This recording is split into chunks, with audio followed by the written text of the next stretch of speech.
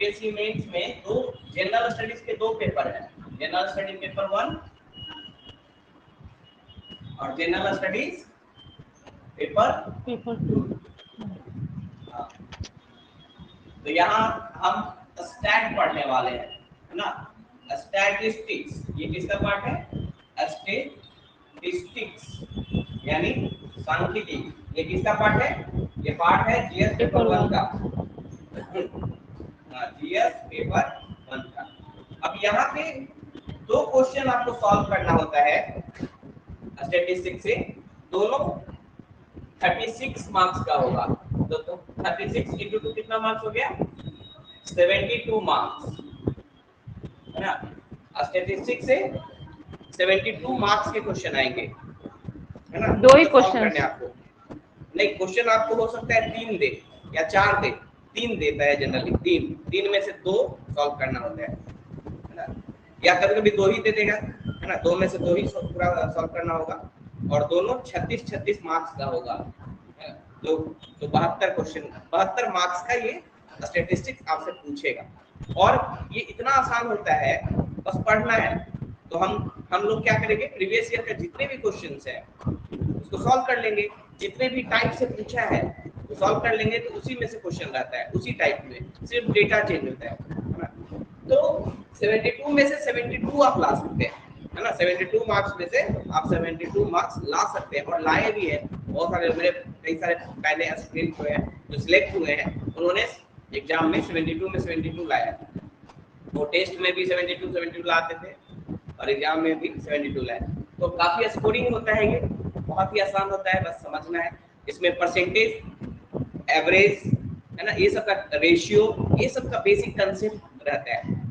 इसका basic clear है, ratio, percentage, average का, वो आराम से इन क्वेश्चंस को सॉल्व कर लेगा। और कुछ फार्मूला है जो हम लोग डिस्कस करेंगे, जैसे मीडियन, मोड मीडियन का फार्मूला होगा, है ना। एवरेज, मीन, मोड मीडियन का फार्मूला होगा, है ना। तो जो भी फार्मूला है वो हम यहाँ पे डिस्कस करेंगे, है ना। और क्वेश्चन के हिसाब से देखेंगे कि उसको कैसे सॉल्व करना है ना, क्वेश्चन बाय क्वेश्चन। ये सबसे अच्छी स्ट्रेटजी होगी, क्योंकि इसमें कुछ पढ़ना नहीं है, इसमें प्रैक्टिस करना है। और जितना प्रैक्टिस आप करेंगे उतना ही ज्यादा आपका बेहतर होता जाएगा इसमें, है ना। समझ में आई स्ट्रेटजी? तो सबसे पहले 66, क्योंकि सबसे लेटेस्ट एग्जाम हुआ है 66 का एग्जाम, तो वहीं से स्टार्ट करते हैं 66 वाले एग्जाम से, है ना। और उसका क्वेश्चन देखते हैं, इसलिए क्वेश्चन बैंक अपने पास रखना है हमेशा। और जो भी क्वेश्चन पूछा गया है उसी क्वेश्चन को हम प्रैक्टिस करेंगे, उसी को सॉल्व करेंगे। तो सबसे पहले 66 के क्वेश्चन को देखते हैं। 66 बीपीएससी में स्टैटिस्टिक्स से जो पहला क्वेश्चन आया था वो क्या था? पाई चार्ट से। पाई चार्ट आप लोग समझते हैं? पाई चार्ट कुछ होता नहीं है। पाई चार्ट मतलब होता है, जब सर्कल है ना, इसको जब डिवाइड करते हैं इसको बोलते हैं पाई चार्ट। कभी आपने देखा होगा ग्राफ में होता है ना, ये आपका कुछ बताता है। जैसे मान लीजिए जैसे बताएगा कि मान लीजिए प्रोडक्शन, वेट के प्रोडक्शन को बताया जा रहा है कि वेट का प्रोडक्शन कितना रहा है साल में, है ना। साल में या 6 महीने में वेट का प्रोडक्शन कैसा रहा, तो उसमें बताएगा जनवरी में, ये दे देगा जनवरी में, ये जनवरी है, ठीक है, और ये 20 डिग्री दे देगा, ठीक है। उसके बाद फरवरी, है ना, ये दे देगा 30 डिग्री। मार्च, अप्रैल, मई, जून, 6 महीने के वेट का प्रोडक्शन बता रहा है। मान लीजिए वेट का प्रोडक्शन 6 महीने का होता है। तो इस तरह से जो शो करते हैं ग्राफ में, इसको कहते हैं पाई चार्ट। कि जनवरी में कितना हुआ, फरवरी में कितना हुआ, मार्च में कितना हुआ। और ये जो पाई चार्ट में जो दिखाया जाता है, रिप्रेजेंट किया जाता है, वो एंगल के हिसाब से होता है। जैसे यहाँ पे एंगल आकर दे दिया 20, ये 30, ये 10, ये 40, है ना। टोटल कितना होना चाहिए? टोटल 360 होना चाहिए ना। टोटल सर्कल का एंगल कितना होता है? सर्कल में 360 सर। हाँ 360। तो अब देखिए कि टोटल 360 होना चाहिए, तो उसी हिसाब से दे देगा आपको 20, 30, 10, 10, 40। तो और इसमें जो ये 50 10 60 10 50 10 60 और 40 100, ये मान लीजिए आपको दे दिया 60, इसको 20 रखिए और इसको रखिए 40, तो 40 40 80, अभी 100 120 190 और भी बढ़ाना होगा। मान लीजिए 80 डिग्री है, ठीक है, और ये 60 डिग्री है और ये 90 डिग्री है। कितना हो गया 8 4 12 तो 14 और 6 200 290 360 लाना है हमको, और ये मान लीजिए 70। अब हो गया टोटल 360 होना चाहिए, है ना। मान लीजिए ऐसा क्वेश्चन दिया हुआ है कि जनवरी में जो प्रोडक्शन है वो इस हिसाब से दिखाया हुआ है, एंगल कितना है 40 डिग्री। फरवरी में जो प्रोडक्शन है कितने एंगल पे है 80 डिग्री, मार्च में है 20 डिग्री, है ना, अप्रैल में 60 डिग्री और मई में 90 डिग्री और जून में 70 डिग्री, ऐसे करके दिया हुआ है, ठीक है। और आपको टोटल प्रोडक्शन बताया हुआ है, टोटल प्रोडक्शन आपको बताया हुआ है कि टोटल प्रोडक्शन कितना है। टोटल प्रोडक्शन मान लीजिए 200 टन है, कितना है 200 टन। अब यहाँ पे क्वेश्चन आपसे ये पूछ सकता है कि जनवरी में कितना प्रोडक्शन होगा, है ना, जनवरी में कितना प्रोडक्शन होगा, आपसे पूछेगा जनवरी में कितना प्रोडक्शन हुआ, कैसे निकालेंगे, कैसे निकालेंगे इसको। टोटल प्रोडक्शन दिया हुआ है 200, बाकी हर मंथ का एंगल दिया हुआ है, पाई चार्ट में एंगल से रिलेशन होता है ना। टोटल प्रोडक्शन 200 टन दिया हुआ है वीट का और 6 महीने का अलग अलग प्रोडक्शन दिया हुआ है। और जनवरी में जो एंगल दिखाया हुआ है 40 डिग्री, फरवरी का एंगल 80, मार्च का 20, अप्रैल का 60, मई का 90 और जून का 70। अब आपसे पूछ रहा है कि जनवरी में कितना प्रोडक्शन हुआ, कैसे निकालेंगे, आइडिया है आप लोग को? नहीं, टोटल प्रोडक्शन दिया हुआ है और एंगल दिया हुआ है, तो जनवरी का प्रोडक्शन कैसे निकालेंगे। अच्छा यहाँ पे देखिए, टोटल प्रोडक्शन मतलब 360 में, है ना, टोटल मतलब 360 में, तो 360 डिग्री में कितना है, कितना प्रोडक्शन हुआ है, टोटल प्रोडक्शन 360 डिग्री। हाँ, तो 360 डिग्री में कितना आ रहा है 200 टन। 1 डिग्री में कितना आएगा 200 बटा, लेकिन नियम आता है ना यूनिट मीटर। हाँ सर, कितना टन आएगा, हाँ 1 डिग्री में कितना टन आएगा।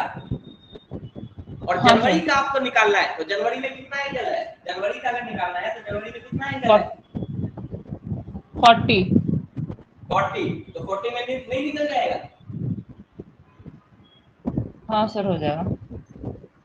समझ में आया कैसे निकाला जाता है, जब भी पाई चार्ट हो और एंगल वाला दिया हो तो इसी टाइप से निकलेगा। टोटल प्रोडक्शन आपका दिया हुआ है और सबका एंगल पता है, सबका एंगल अगर आपको पता है तो आप इंडिविजुअली प्रोडक्शन निकाल सकते हैं उस मंथ का एंगल अगर आपको पता है तो आप उस मंथ का प्रोडक्शन कितना होगा वो आप आराम से निकाल सकते हैं। कैसे, एक एक नियम से, यूनिटरी मेथड से। यानी 360 डिग्री, यानी टोटल कितना है 360 डिग्री। 360 डिग्री में कितना प्रोडक्शन हुआ 200 टन, है ना, तो 1 डिग्री में इतना, तो जनवरी में कितना होगा 40 डिग्री है जनवरी का, 40 डिग्री में कितना होगा 2.2%, 22.2 होगा सर, 22.2 होगा। यस यस बिल्कुल सही, तो 22.2 टन ऐसे ही निकालना है। सिंपल है कि नहीं पाई चार्ट। हाँ सर, अब बोल देगा यहाँ पे कि जनवरी में जो प्रोडक्शन हुआ वो टोटल प्रोडक्शन का कितना परसेंट है, परसेंटेज निकालने आता है। जनवरी में जो प्रोडक्शन हुआ वो टोटल प्रोडक्शन का कितना परसेंट है, तो आप ऐसे भी निकाल सकते हैं। देखिए परसेंटेज निकालने में क्या लिखते हैं, जो ऊपर में जिसका परसेंटेज निकालना है, जैसे जनवरी का परसेंटेज आपको निकालना है कि टोटल प्रोडक्शन का कितना परसेंट जनवरी में प्रोडक्शन हुआ, तो जिसको निकालना है उसको ऊपर रखते हैं 22.2, जनवरी में 22.2 आया हुआ है ना, हाँ, और टोटल नीचे रखते हैं। परसेंटेज अगर जनवरी का निकालना होगा तो कैसे निकालेंगे, जनवरी वाले प्रोडक्शन को ऊपर रखेंगे और नीचे में टोटल प्रोडक्शन, टोटल कितना है टोटल 200, इंटू 100, ऐसे ही परसेंटेज निकलता है ना। जनवरी में जो प्रोडक्शन हुआ उसका परसेंटेज निकालेंगे तो जनवरी में production divided by total production into 100, ऐसे ही निकलता है ना। बताइए। हाँ यहाँ पे समझ में आया। परसेंटेज अगर निकाल बोलेगा कि जनवरी में जो प्रोडक्शन हुआ वाई व्हाट परसेंट, है ना, how much percentage of total production was produced in January. जनवरी में जो प्रोडक्शन हुआ वो टोटल प्रोडक्शन का कितना परसेंट था। अगर ऐसा आपसे पूछता है तो क्या करेंगे, जनवरी में जितना प्रोडक्शन हुआ divided by total production into 100, ऐसे ही परसेंटेज निकालते हैं ना। जनवरी में हाँ सर। जितना प्रोड्यूस हुआ, हाँ, वो टोटल प्रोडक्शन का कितना परसेंट था वो कैसे निकालेंगे, जनवरी में जो प्रोडक्शन हुआ divided by total production into 100, ऐसे निकालेंगे। अब ये चीज एक और तरीके से निकाल सकते हैं, जैसे कैसे, अब बोलेगा कि जनवरी में जो प्रोडक्शन हुआ वो टोटल प्रोडक्शन का कितना परसेंट है, तो उसके लिए ये इतना करने की जरूरत भी नहीं पड़ेगी। जनवरी में कितना एंगल है, जनवरी में कितना एंगल है, जनवरी में जो प्रोडक्शन हुआ वो टोटल प्रोडक्शन का कितना है, वो निकालने के लिए आप सीधे एंगल से भी निकाल सकते हैं। जैसे जनवरी में कितना एंगल है, 40% है। 40 डिग्री, एंगल हमेशा डिग्री में है ना।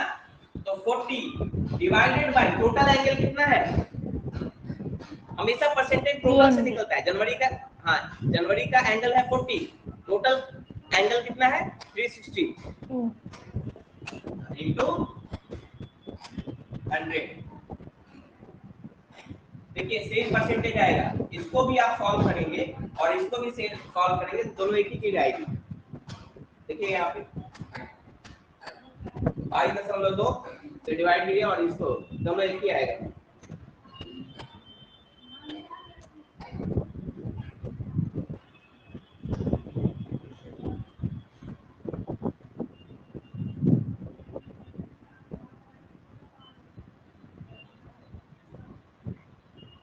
तो ठीक है, तो फिर तो नीचे निकाल दिए थे वो 22.2 200 इंटू 100, फिर वो ऊपर क्यों निकाले वो 40? दोनों तरीका है, या तो इधर से निकालिए या इधर से निकालिए। मान लीजिए सिर्फ परसेंटेज पूछ रहा है आपका कि जनवरी में कितना परसेंटेज, मतलब टोटल प्रोडक्शन का जनवरी में कितना प्रोड्यूस हुआ, कितना परसेंटेज, सीधे एंगल से ही निकाल लेंगे। फिर ये यहाँ तक हमको निकालने की जरूरत नहीं पड़ेगी, एंगल से ही सीधे निकालेंगे, है ना। लेकिन अगर पूछेगा कि कितना प्रोडक्शन हुआ, परसेंटेज में नहीं, कितना प्रोडक्शन हुआ जनवरी में, है ना, अमाउंट पूछेगा, तब ऐसे करके निकालना होगा। समझ रहे हैं जैस्मिन?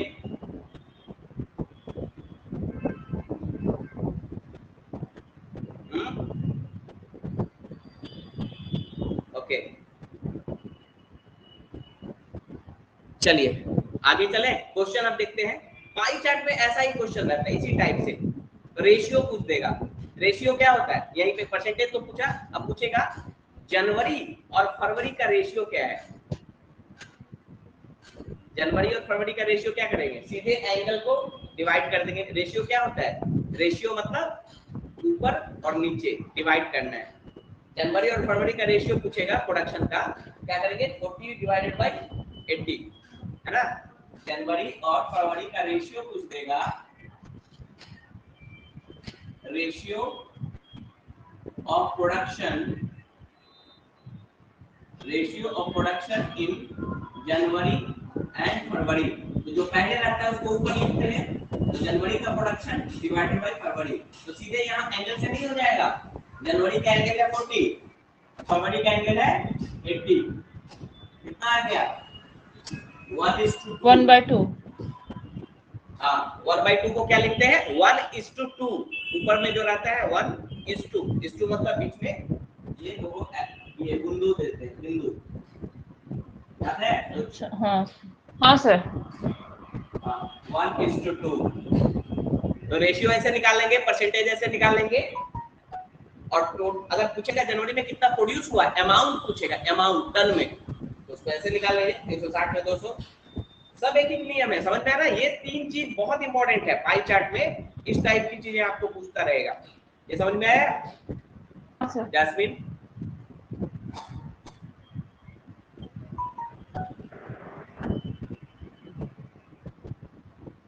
हाँ जैस्मीन,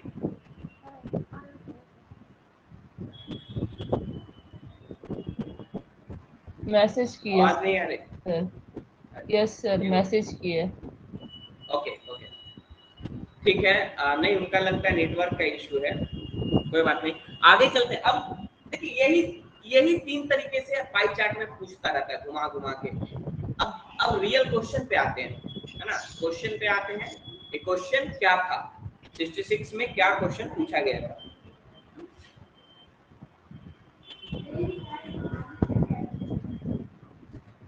मतलब पाई चार्ट में इंपॉर्टेंट क्या है, एंगल, क्या एंगल दिया हुआ है, एंगल डिवाइड कैसा दिया हुआ है।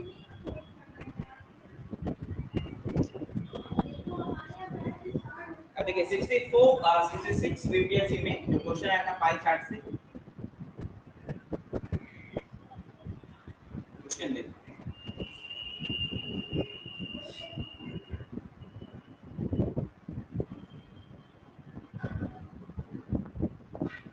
क्वेश्चन लिख लेते हैं क्योंकि इनके पास क्वेश्चन होगा नहीं। क्वेश्चन है the pie chart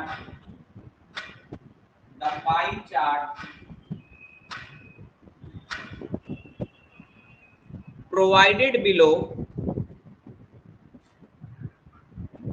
provided below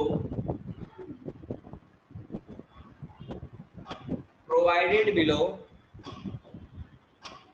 gives the distribution of India, gives the distribution of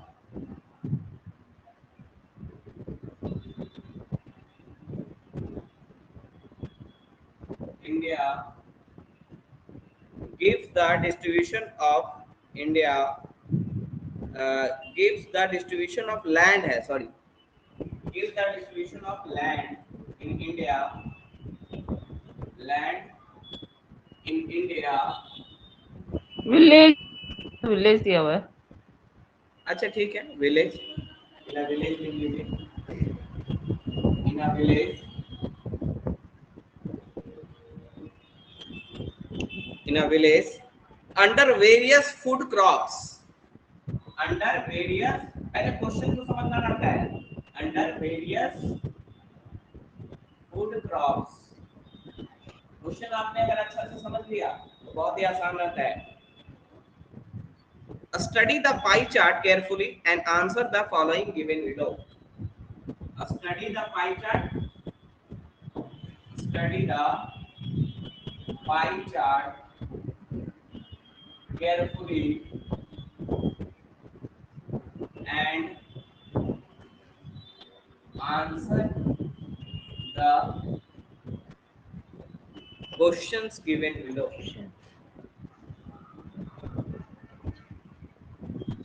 Answer the questions given below.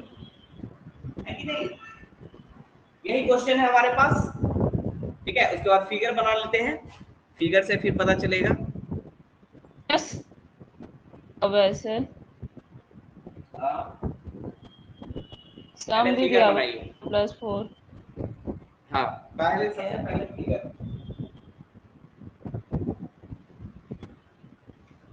Figure को ही स्टडी करने के लिए बोल रहा है ना, तो फिगर के को ही स्टडी करके क्वेश्चन हम उसमें सॉल्व करेंगे।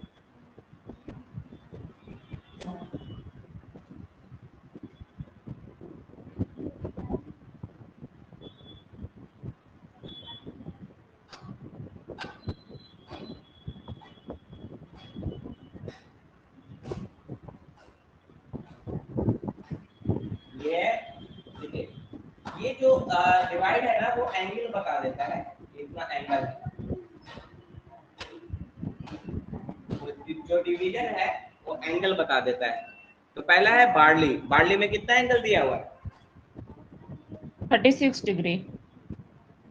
36 डिग्री, जैसा हम लोगों ने अभी पढ़ा उसी टाइप का क्वेश्चन है।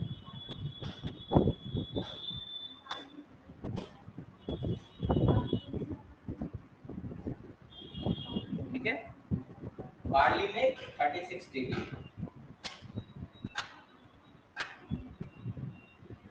उसके बाद है वेट, वेट में कितना है 72, है ना।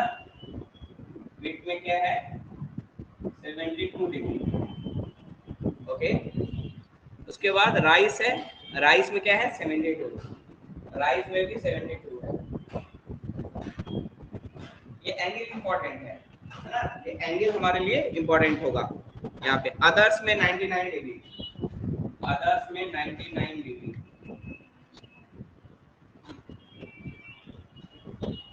ठीक है, उसके बाद मेज में 45, मेज में 45,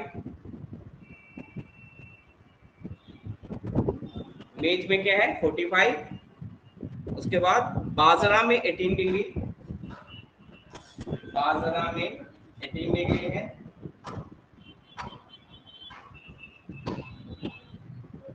नेक्स्ट क्या है ज्वार, ज्वार में 18 डिग्री।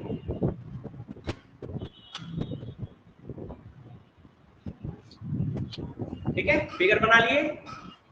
हाँ।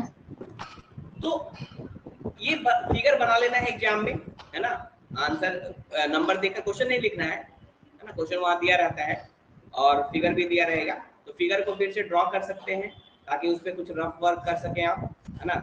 फिगर को ड्रॉ कर ले, उसके बाद क्वेश्चन को नंबर देके 1 नंबर 2 नंबर ऐसे करके देके क्वेश्चन हमें डायरेक्ट, सबसे पहले क्वेश्चन पढ़ना है। क्वेश्चन क्या बोल रहा है, the pie chart provided below is the distribution of land under various food crops. यानी एक विलेज है, एक गांव है जहां पे कई सारे क्रॉप्स उगाए जाते हैं और हर क्रॉप के अंदर कुछ लैंड है, मतलब इतने लैंड पे ये क्रॉप, इतने लैंड पे ये क्रॉप, है ना। यानी कुछ लैंड पे, कुछ लैंड पे अदर्स, कुछ लैंड पे मेज, कुछ लैंड पे बाजरा और कुछ लैंड पे ज्वार उगाया जाता है। और कितना कितना उगाया जाता है ये एंगल के हिसाब से दिया हुआ है ना, एंगल से दिया हुआ है। ऊपर में देखिए एक लिखा होगा डिस्ट्रीब्यूशन ऑफ एरिया जो है अंडर वेरियस इन एकड़ में, एकड़ में। तो आपको यूनिट भी ध्यान रखना है, ये जो एरिया का जो डिस्ट्रीब्यूशन है वो एकड़ में है, एरिया जो है वो एकड़ में, यानी ये जो भी डिस्ट्रीब्यूशन होगा वो एकड़ में होगा। जैसे वहां टन पढ़ रहे थे ना, टन, यहाँ पे एकड़ में। ठीक है, अब देखिए पहला क्वेश्चन उठाइए, इतना समझ में आ गया ना कि हर क्रॉप अलग अलग लैंड में, कुछ एकड़ में व्हीट होगा, कुछ एकड़ में राइस होगा, कुछ एकड़ में मेज होगा, कुछ एकड़ में बाजरा होगा, कुछ एकड़ में ज्वार होगा और कुछ एकड़ में बार्ली होगा। यानी विलेज का जो लैंड है, टोटल लैंड, उसको एकड़ वाइज डिवाइड किया गया है और उसमें अलग अलग क्रॉप लगाए गए हैं। इतना समझ में आया। अब कितने एकड़ में कौन क्रॉप है ये अभी हमें नहीं पता, सिर्फ एंगल हमें पता है ना, सिर्फ एंगल हमें पता है कि कितने इतने एंगल में है, उसके हिसाब से फिर यहाँ पे निकालेंगे। जो भी क्वेश्चन पूछेगा उसको हम वहां पे सॉल्व करेंगे। इतना तक समझ में आया, क्वेश्चन हाँ को सर। समझ लेना है, फिगर को समझ लेना है, उसके बाद आगे बढ़ना है। अभी आगे आगे क्या बोल रहा है, पहला क्वेश्चन, फर्स्ट क्वेश्चन, और इसमें मास का डिवीजन भी दिया हुआ है, देख रहे होंगे आप, मास का डिवीजन इसमें दिख रहा है ना। जो पहला क्वेश्चन होगा वो 4 मार्क्स का होगा, है ना, 4 + 4 + 8 + 10 + 10, टोटल 36 मार्क्स का। टोटल क्वेश्चन 36 मार्क्स का, लेकिन एक इसमें ABCD करके दिया हुआ है, यानी जो A होगा 4 मार्क्स का, दूसरा B जो होगा वो भी 4 मार्क्स का, C क्वेश्चन होगा वो 8 मार्क्स का, D क्वेश्चन जो होगा वो 10 मार्क्स का, और ई क्वेश्चन आपने भेजा नहीं है, हाँ ई क्वेश्चन जो होगा वो भी 10 मार्क्स का, टोटल 36। तो सबसे पहले ए क्वेश्चन देखते हैं।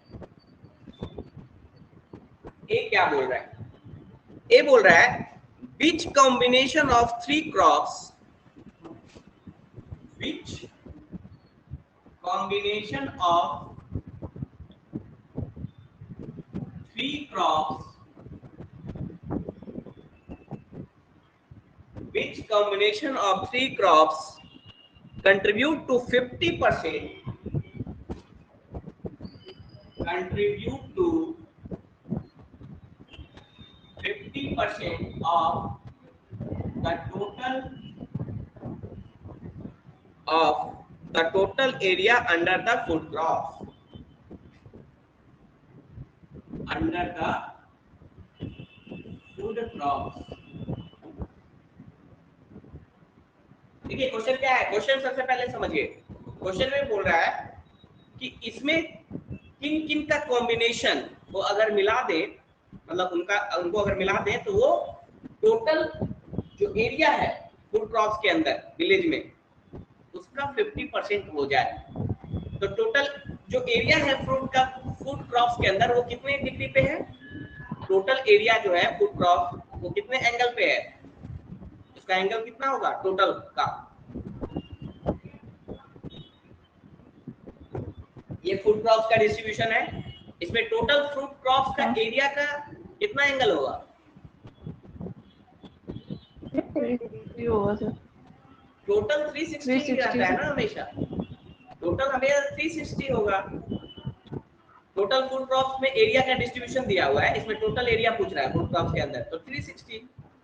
अब बोल रहा है उसका 50% हो जाए, ऐसा कॉम्बिनेशन हमें बनाना है कि उसका 50% हो जाए। 50% कितना एंगल होगा, 180 डिग्री। 180 डिग्री, 180 डिग्री बिल्कुल। तो अब हमें इसमें से एंगल, इसमें तो बहुत आसान है, देख के पता चल जाएगा कि किस तीन का कॉम्बिनेशन बनाना है आपको, तीन का 3 का कॉम्बिनेशन बनाना है और 50% हो जाए मतलब 180 हो जाए, 180 डिग्री हो जाए, है ना, तभी 50% होगा ना। 360 मतलब टोटल लैंड, और टोटल लैंड का 50% कितना हुआ 180 डिग्री, 180 डिग्री में टोटल 50% ऑफ लैंड आ जाएगा। तो 180 डिग्री आपको तीन क्रॉप्स का कॉम्बिनेशन बनाना है।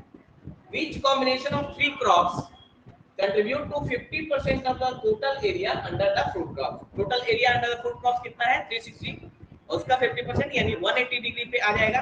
तो हमें तीन क्रॉप्स का कॉम्बिनेशन बनाना है जो 180 डिग्री आ जाए। कौन कौन बनेगा यहाँ पे, सर बार्ले है, व्हीट है, राइस है, ये दोनों।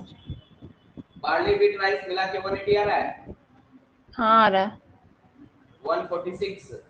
और हाँ एक तो ये आ रहा है, और कोई आ रहा है, कोई जरूरी नहीं कि एक ही आए, चेक करना है आपको कौन कौन तीन आ सकता है। और कोई आ रहा है, देखिए ना 18 दूनी 36, ज्वार बाजरा है ना, नहीं आएगा ना, और कोई चेक कर लेना है आपको, नहीं आएगा 180। इन सबको मिलाइए तो आता है 9 5 14, 14 और 6 18 16 5 30 21 और 9 30 0 और 3 15 ये भी तो आ रहा है, ज्वार बाजरा मिर्च और अदर्स ये भी आ रहा है, लेकिन ये तीन नहीं है, ये चार आ जाता है। पूछ रहा है ना? सर। हाँ तीन पूछ रहा है, बिल्कुल सही। तो यहाँ से तीन पूछ रहा है, तो तीन एक सिर्फ और सिर्फ एक ही होगा, कौन होगा, ये बार्ली व्हीट और राइस। समझ में आ गया, तो ऐसे लिखेंगे इसको आंसर में, है ना। बार्ली का परसेंटेज कितना है, बार्ली कितना है, बार्ली है 36 डिग्री, है ना। ऐसे लिखेंगे पहले, total area under food crops, ये हमको दिया नहीं है, सिर्फ हमें एंगल के बारे में पता है। Food crops equivalent to 360 degree होगा कि नहीं, total area under food crops equivalent to 360 degree होगा कि नहीं होगा। हाँ सर। तो 50% ऑफ एरिया, क्योंकि यहाँ 50% पूछा है, तो 50% of the total area under food crops equivalent to कितना डिग्री 180 डिग्री। 50% मतलब हाफ होता है, तो 50% of the total area under food crops equivalent to कितना डिग्री 180 डिग्री। हाँ तो ये कैसे आ रहा है, बार्ली कितना है, barley plus wheat plus rice equal to 36 degree plus 72 degree plus 72 degree equal to 180। ये हमारा आंसर हो जाएगा। इसमें लास्ट में लिख देंगे hence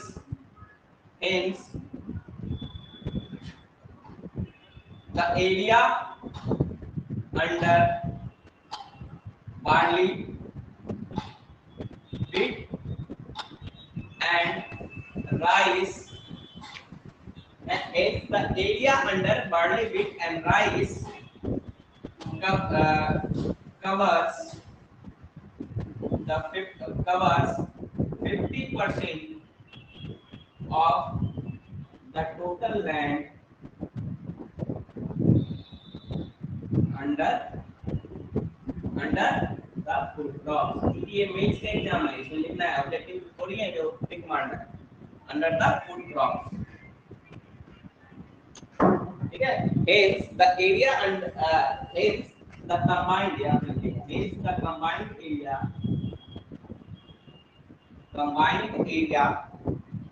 under barley, wheat and rice cover 50% of the total land under the food crops।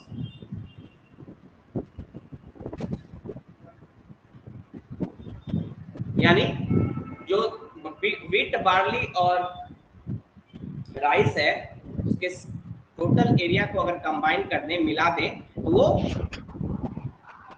Total area जो food crops के अंदर है उसका 50% हो जाएगा। ए नंबर समझ में आ गया?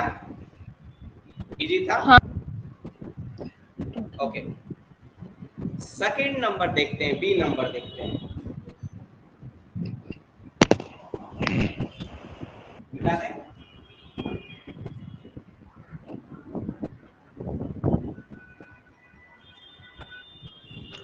है ना? ओके, बी नंबर अब देखते हैं, बी नंबर क्या पूछ रहा है।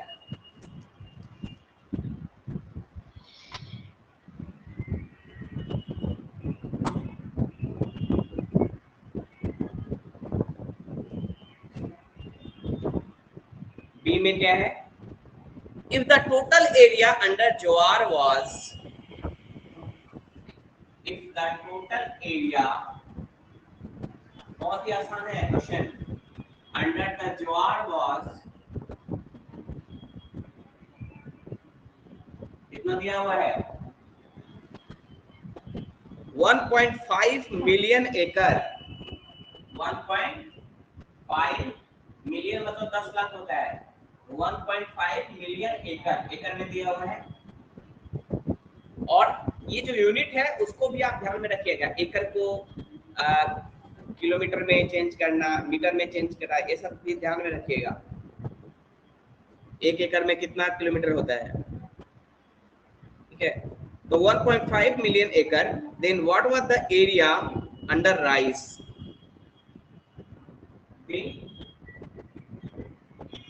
What was the area? आसान है कि नहीं? हाँ सर, आसान है। ये क्वेश्चन बन जाएगा। देखिए एंगल से बनेगा, एंगल से। कैसे? बार्ली के अंदर कितना दे रहा है? बार्ली के अंदर, सॉरी ज्वार के अंदर कितना एरिया बता रहा है? 1.5 मिलियन एकड़। ज्वार के अंदर कितना एरिया बता रहा है? 1.5 मिलियन एकड़। और पूछ रहा है राइस के अंदर कितना होगा? एंगल से बना देंगे, यूनिटरी मेथड से, एंगल से। कैसे? देखिए ज्वार में कितना एंगल है? ज्वार में 18 डिग्री है। हाँ, तो 18 डिग्री कितने के इक्विवेलेंट है? 18 डिग्री में ज्वार 1.5 बाय 18, 1.5 मिलियन एकड़, यही तो बता रहा है। अब 1 डिग्री में क्या हो जाएगा? 1 डिग्री में आ जाएगा 1.5 रेशियो में होगा। हाँ 18, और कितना में आपको निकालना है? किसका निकालना है? राइस का। 72 डिग्री में निकाल। हाँ 72 में, तो 72 में क्या होगा? 72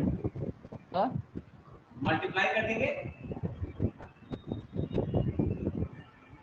देखिए 1.5 डिवाइडेड बाय 18 इनटू 72 कितना आया? 6 मिलियन एकड़। आ रहा है कि नहीं? समझ में आया? यहाँ पे समझना जरूरी है। क्वेश्चन में दिया हुआ है ज्वार के अंदर कितना एरिया है, और ज्वार में एंगल कितना है? 18, यानी 18 में कितना एरिया है? 1.5 मिलियन एकड़। और हमें राइस में निकालना है, राइस का एंगल कितना है? 72। तो 18 में इतना एरिया, एक एक नियम है, तो 1 डिग्री में इतना, तो 72 डिग्री में इतना गुना करके। समझ में आ रहा है? क्लियर है यहाँ? हाँ सर। जैस्मिन? Yes, okay. तो लास्ट में बस यही लिख देना है, hence the area under the rice is 6 million ton.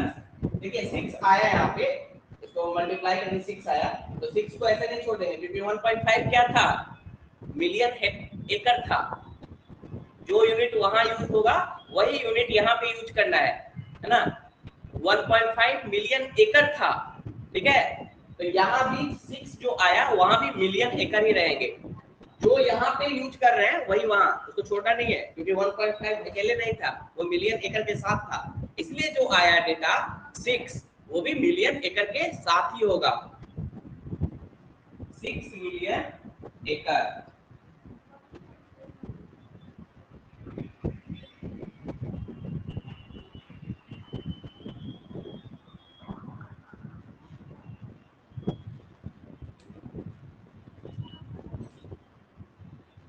ठीक है, 6 मिलियन एकड़।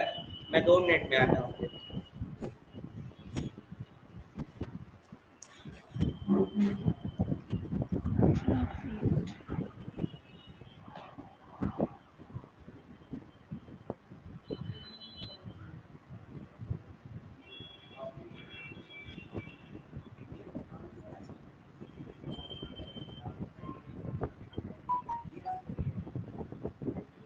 खराब हो गई।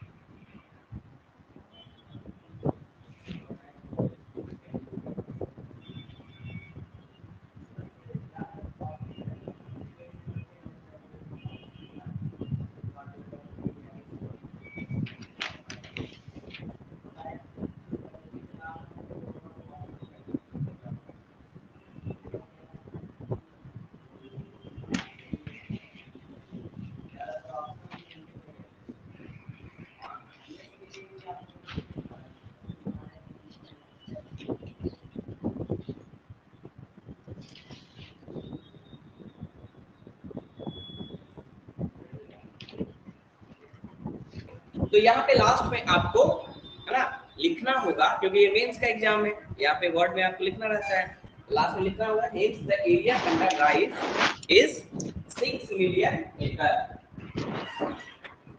ठीक है, समझ में आएगा ये क्वेश्चन। नेक्स्ट क्वेश्चन हाँ पे सर। चले। ओके, नेक्स्ट देखिए। आसान लग रहा है ये हार्ड है? हाँ अभी सर, तक तो आसान आसान है। अभी तक तो आसान है, अभी तक आसान है। धीरे धीरे डिफिकल्टी बढ़ता है क्वेश्चन का। अब देखिए नेक्स्ट क्वेश्चन अच्छा होगा। सी क्वेश्चन क्या बोल रहा है?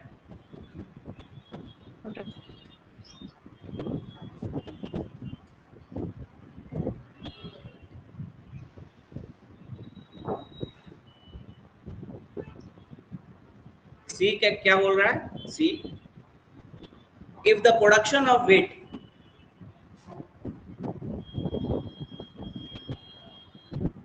if the production of weight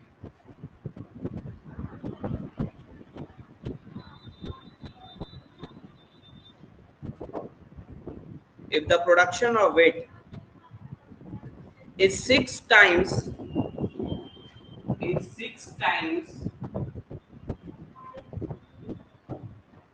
is 6 times that of barley, that of barley then what is the ratio between what is the ratio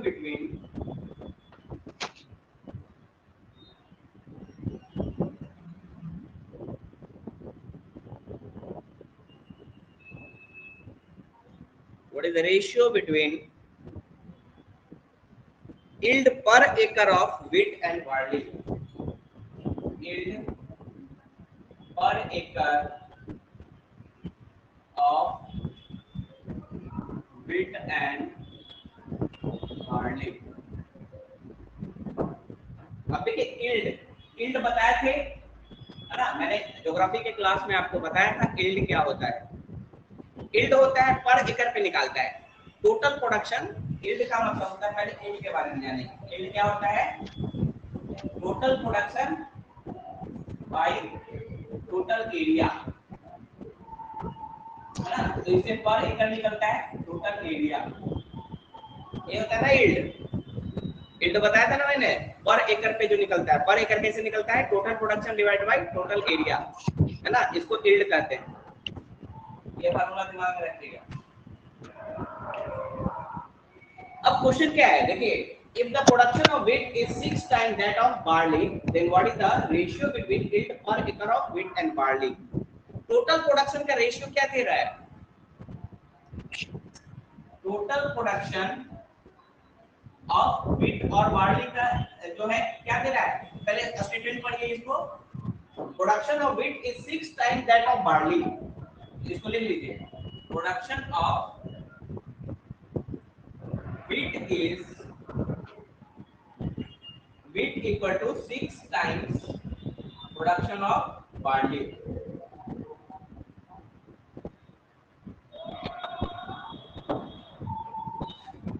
ठीक है, production of wheat equal to, ये question में ही दिया हुआ है ना, production of wheat equal to 6 time production of barley, ये क्वेश्चन में दिया हुआ है, इसमें कोई दिक्कत नहीं। क्वेश्चन थोड़ा सा अच्छा है, इसे ध्यान दीजिएगा। अब हमें निकालना है, हमें निकालना क्या है? जो दिया हुआ है वो कीजिए, लिख लेंगे गिवन, ऐसे करके लिखेंगे एग्जाम में, गिवन गिवन, ये दिया हुआ है। निकालना क्या है ना, फाइंड, निकालना क्या है? रेशियो ऑफ यील्ड पर एकड़ ऑफ व्हीट एंड बार्ली, यानी यील्ड ऑफ, रेशियो क्या होता है? डिवाइडेड बाय, तो yield of wheat divided by yield of barley, यही रेशियो होता है ना। रेशियो क्या होता है? जिसका जिसका रेशियो बोल रहा है, रेशियो बिटवीन यील्ड पर एकड़ ऑफ व्हीट एंड बार्ली। तो जिसका पहले है उसको ऊपर लिखते हैं, तो यील्ड ऑफ व्हीट ऊपर लिख दिए और यील्ड ऑफ बार्ली नीचे लिख दिए। समझ में आया? यही हाँ निकालना सर, है। समझ में आ रहा है। फाइंड क्या करना है? रेशियो बिटवीन यील्ड, ये पर एकड़ हटा दीजिए, वही होता है यील्ड का मतलब ही वही होता है। तो yield of wheat and barley, इसका रेशियो निकालना है। तो जो पहला रहता है, व्हीट पहले है, तो यील्ड ऑफ व्हीट को ऊपर रख दिए और यील्ड ऑफ बार्ली को नीचे। रेशियो हमेशा ऐसे ही निकलता है ना। जो पहले रहेगा रेशियो बिटवीन ये दिस एंड दिस, तो जो पहले रहेगा उसको ऊपर और जो बाद में रहेगा उसको नीचे। तो यील्ड ऑफ व्हीट ऊपर, यील्ड ऑफ बार्ली नीचे। इतना समझ में आ गया? ये हमें निकालना है। गिवन क्या है? प्रोडक्शन ऑफ व्हीट और प्रोडक्शन ऑफ बार्ली। अब देखिए यील्ड को यहाँ पे, अब इसको क्या लिखेंगे? यील्ड ऑफ व्हीट का मतलब अभी बताए थे, यील्ड का फार्मूला क्या बताया? Total production by total area. Yield of wheat का मतलब क्या हो जाएगा? फिर यहाँ सिर्फ व्हीट डाल देना है, तो total production of wheat, total production of wheat by total area under wheat, total area under wheat, है ना। यील्ड ऑफ व्हीट का मतलब, यील्ड ऑफ व्हीट क्या हो गया? यील्ड क्या होता है? टोटल प्रोडक्शन, और यील्ड ऑफ व्हीट है तो व्हीट यहाँ जोड़ दीजिए, total production of wheat divided by total area under wheat. समझ में आ रहा है? Divided by whole divided by yield of barley. Sir नहीं क्लियर हो रहा है सर इसमें। अभी बताते हैं। Total production of barley divided by total area under barley.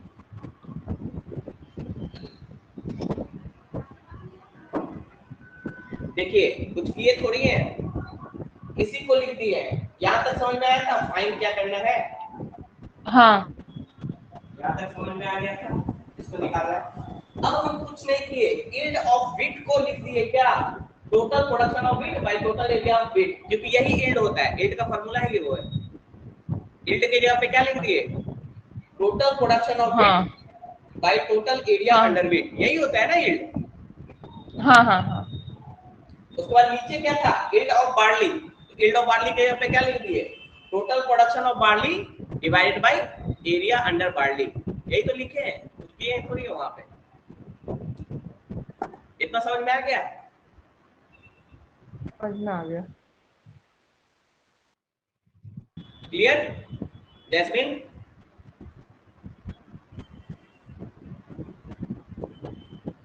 Jasmine yes, okay, clear हुआ सोमा यहाँ तक? क्लियर हो गया। हाँ, अब देखिए इसको कैसे हम निकालते हैं, यहाँ तक समझ में आ गया। अब इसके बाद इधर देखिए, यहाँ पे चाहे इसको हाँ, अब देखिए उसको हम लिख सकते हैं क्या, डिवाइड करके, जैसे a by B divided by c by D है, इसको हम क्या लिख सकते हैं, a by B division c by D, ऐसे लिख सकते हैं, हाँ लिख सकते हैं ना ऐसे इसको। और इसको फिर क्या लिखेंगे, a बाई बी इंटू, जब आप डिवीजन को इंटू में बदलते हैं तो क्या होता है, पलट जाता है, d बाई सी हो जाएगा। ये सब क्लियर होना चाहिए इसके लिए, स्टैटिस्टिक्स के लिए। ये समझ में आ रहा है? a by B total divided by c by D, इसको लिख सकते हैं a by B divided by c by D, हाँ सर। ठीक है। और जब इसको हम डिवीजन को मल्टीप्लाई में कन्वर्ट करते हैं तो ये उलट जाता है, नीचे वाला ऊपर चला जाता है, पढ़ा होगा ना बचपन में आपने, सर बचपन का बहुत यूज होगा ये सब। जब डिवीजन को मल्टीप्लाई में करते हैं तो क्या होता है, उलट जाता है, डिवीजन को मल्टीप्लाई में करते हैं तो उलट जाता है इधर वाला। ओके चलिए, इतना तक समझ में आ रहा है। अब यही यूज करेंगे हम यहाँ पे। तो इस टू के रेशियो में भी डाल सकते हैं ना sir?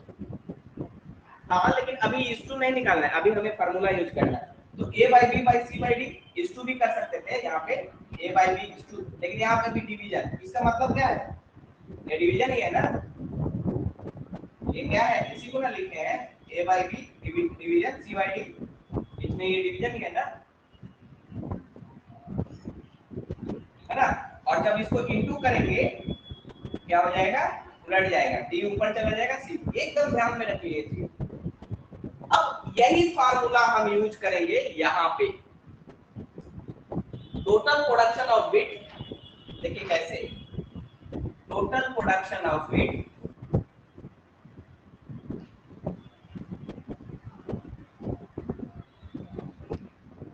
Divided by total area under wheat, इसको a मान लीजिए और इसको b मान लीजिए और इसको c मान लीजिए और इसको d मान लीजिए। अब देखिए कैसे उल्टेंगे, total production of wheat by total area under wheat divided by क्या होना चाहिए, c और d, total production of barley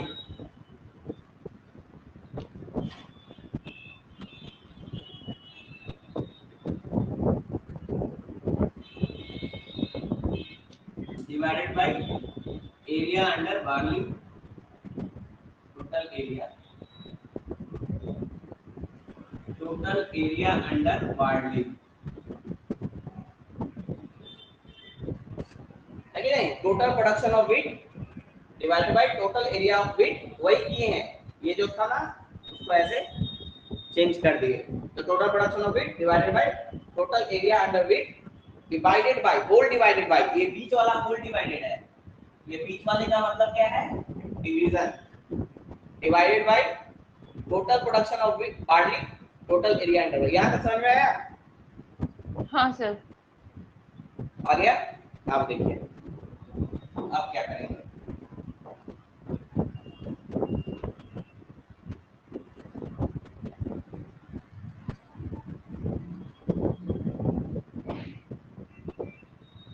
ठीक है।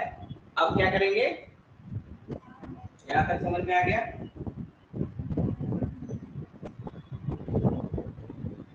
यहाँ तक आ गया, क्लियर हो गया? अब हमें क्या क्या पता है, देखिए हमें क्या पता है, गिवन में क्या लिखे थे, गिवन में, हाँ, इसके बाद क्या करेंगे हम, उलट देंगे, इसके बाद हम उलट देंगे। टोटल प्रोडक्शन ऑफ व्हीट, ऊपर से लिखते हैं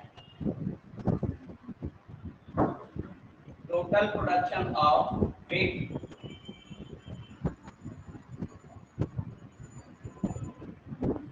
total production of wheat divided by total area of total area under wheat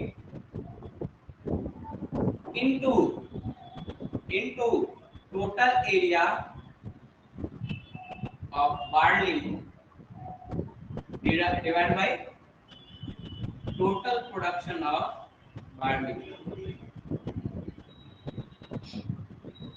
कितना समझ में आया? उलट दिए, एरिया को ऊपर कर दिए, जब डिवीजन को मल्टीप्लाई किए हैं तो एरिया वाला ऊपर चला गया, बार्ली वाला। अब समझ में आया?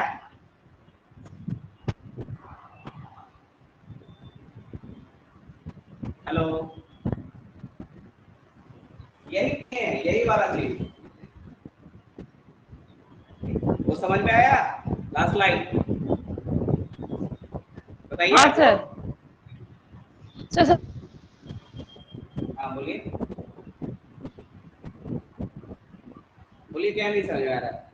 ये जो डिवीजन था, जब मल्टीप्लाई किए हैं, उलटे हैं, तो ये उलट गया है, एरिया ऊपर चला गया है। वही था यहाँ पे बताए थे, जब डिवीजन को मल्टीप्लाई करें तो उलट जाएगा, नीचे वाला ऊपर चला गया, ऊपर वाला नीचे चला गया। ठीक है, क्लियर? हाँ सर क्लियर तो है। अभी कंफ्यूजन है क्या थोड़ा भी? तो सर ये रेशियो कैसे निकालेंगे सर? कौन सा रेशियो? ये बार्ले का प्रोडक्शन कैसे निकाल, क्या रेशियो होगा? कहाँ भी कुछ रेशियो, अभी तो सिर्फ लिख ही रहे हैं फार्मूला। जो आप फाइंड करना था उसी को तो अरेंज करके लिखे हैं,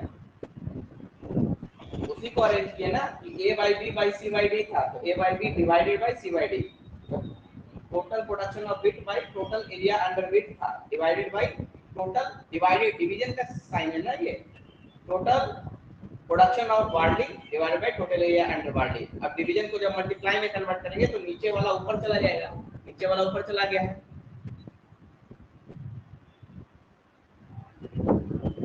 ठीक है, ये अरेंजमेंट है ये सब। अब देखिए इसको ऐसे लिख सकते हैं,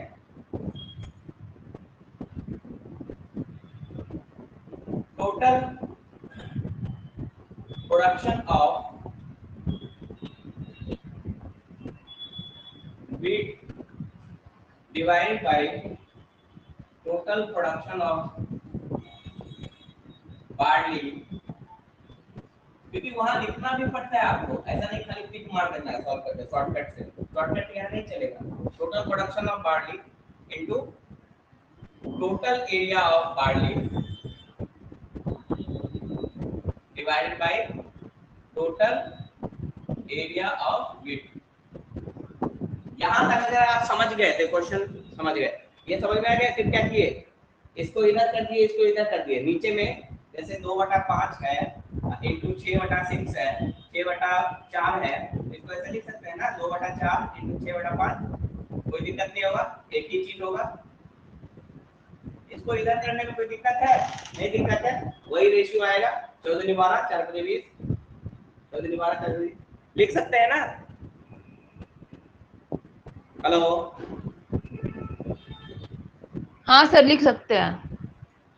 सोमा के पास आवाज आ रही है जैस्मिन, आपके तरफ थोड़ा इशू है। ठीक है, इसको लिख सकते हैं, वही काम किए हैं ना यहाँ पे। ये इस वाले को यहाँ लिख दिए, इस वाले को यहाँ लिख दिए। अब क्या हो गया हमारे पास, total production of wheat divided by total production of barley into total area of barley divided by total area of wheat.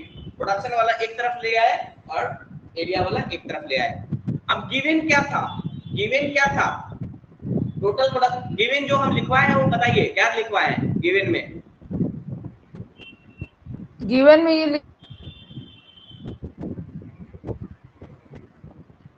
Given में क्या लिखवाए हैं? Total production by total area of given wheat. में y कहाँ लिखवा है? Given में क्या लिखवा है? गिवन के बाद क्या लिखवाए थे? नहीं लिखी थी क्या? क्यों? क्या यही था तो लिखवाया था। क्या? नहीं ना, रेशियो व्हाट इज गिवन में रेशियो कहाँ लिखवाया है? Ratio of wheat and given barley? में 6 into बार्ली लिखवाया। गिवन में कहाँ लिखवाया? फाइंड में वो लिखवाया प्रोडक्शन था of wheat ratio. 6 into production of barley. हाँ, तो ये लिखवाया ना गिवन में। तो गिवन में जो लिखवाया है कि total production of wheat equal to 6 time production of barley, इसको चेंज कर दीजिए। उसके लिए पे total production of wheat equal to क्या होगा? 6 into total production of barley होगा। इसकी जगह पे लिख सकते हैं ना 6 into total production of barley. Product production of wheat की जगह पे 6 into total production of barley लिख सकते हैं। और नीचे में तो वही है, नीचे में टोटल प्रोडक्शन ऑफ बार्ली भी है। कुछ किए नहीं, नीचे वाले को ऐसे रहने दे, ऊपर वाले के लिए टोटल प्रोडक्शन ऑफ व्हीट की जगह पे 6 into total production of barley कर दिए और नीचे वाले को वैसे ही रहने दिए इनटू। अब देखिए टोटल एरिया ऑफ बार्ली और टोटल एरिया ऑफ व्हीट, तो ये ग्राफ से पता चलता है। तो एरिया कितना है बार्ली के अंदर? एरिया कितना है हमें नहीं पता, लेकिन मैंने बताया था रेशियो निकालते समय हम क्या करते हैं, एंगल को ही ले लेते हैं। तो बार्ली के अंदर एंगल कितना है? 36 सर। 36। और व्हीट के अंदर एंगल कितना है? 72। 72। तो रेशियो में हमने क्या किया, क्योंकि एरिया एंगल में दिया हुआ है, जो टोटल एरिया है किसी क्रॉप के अंदर वो एंगल में दिया हुआ है, तो हमने एंगल ही ले लिया ratio. Total area of barley कितना हो जाएगा? 36। इसी एंगल रिप्रेजेंट कर रहा है, 36 एंगल ही total area under barley represent कर रहा है। और टोटल एरिया अंडर व्हीट क्या रिप्रेजेंट कर रहा है? 72। अब देखिए निकल जाएगा, ये कट गया, ये दोनों कट गया। 6 into total production of barley ऊपर में और नीचे में टोटल प्रोडक्शन ऑफ बार्ली, तो ये दोनों कट गया, 6 बचा सिर्फ। यहाँ पे 3:1। नहीं, यस 6/2 आया, यानी 3, यानी 3:1, यही आंसर हो जाएगा। 3:1 आंसर हो जाएगा। और लास्ट में जो क्वेश्चन पूछा है उसको स्टेटमेंट में लिख देना है। क्या स्टेटमेंट था? The ratio of The ratio of between yield, the ratio of yield, the ratio between yield per acre of wheat and barley is 3:1. The ratio between yield per acre of wheat and barley is 3:1. The ratio between yield per acre of wheat and barley is 3:1. समझ में आ गया कैसे निकला ये, कैसे निकाले, कितना दिमाग लगा है? अब पहली बार ये क्वेश्चन सॉल्व कर रहे हैं, लेकिन देखते ही मेरा दिमाग काम करना स्टार्ट हो जाता है मैथ में। तो ये प्रैक्टिस आप जितना करते हैं आपको आइडिया होने लगता है कि अच्छा ऐसे करना था। समझ में आ रहा है? ये रेशियो, परसेंटेज, इसी का खेल है। पाई चार्ट, एंगल, यही 3 चीज है उसमें। एंगल के हिसाब से देखना है, रेशियो निकालना है, परसेंटेज निकालना है। समझ में आया? हाँ सर समझ में आ गया। Clear Jasmine? समझ में आया। ओके, चलिए जो नेक्स्ट क्वेश्चन है डी और ई, है ना, वो आपके लिए होमवर्क है ना, और नहीं बनेगा कल हम लोग डिस्कस करेंगे। अभी यहीं तक रहने देते हैं, बाकी लोग भी आज नहीं है ना। तो डी और ई ट्राई कीजिएगा, एटलीस्ट ट्राई कीजिएगा। Okay okay sir. Sir. Okay, नहीं होगा तो फिर कल हम इसको डिस्कस करेंगे। Okay, thank you.